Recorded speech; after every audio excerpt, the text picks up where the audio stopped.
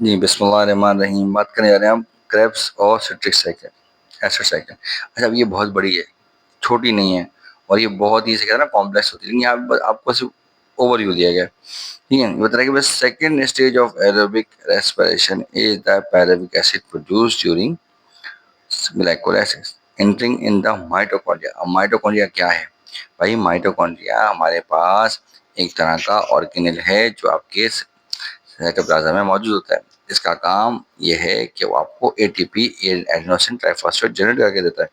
ठीक है, देखिए इसको हम power house of the cell भी कहते हैं। The cellular respiration use this O2 to break pyruvic acid completely into CO2 and H2O in a cyclic manner.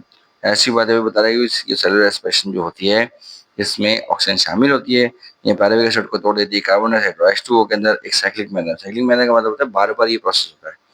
ठीक है, ड्यूरिंग क्रैब साइकिल। अब क्रैब जो ना एक बंदा था, एक साइंटिस्ट था जिसने इसको इजाद किया था, इजाद नहीं उन्होंने डिस्कवर किया था।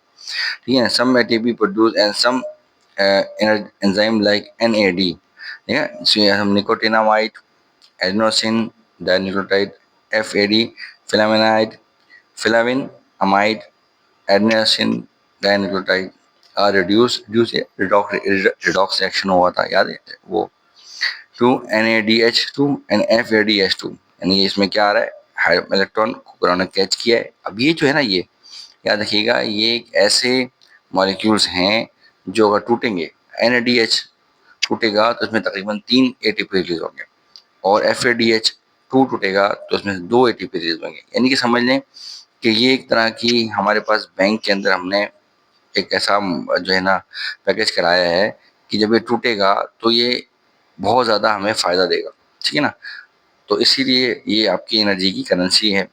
ठीक है, ये भी एक तरह का सा तरीके से एटीपी की मॉलिक्यूल्स हैं, बट क्या है, एटीपी इनके अंदर छुपा हुआ है। It takes place in the matrix of mitochondria. और ये कहाँ होते हैं? मैट्रिक्स ऑफ माइटोकॉन्ड्रिया के अंदर ये प्रोसेस हो रहा होता है। ठीक है, उसके बाद है इलेक्ट्रॉन ट्रांसपोर्ट चेन।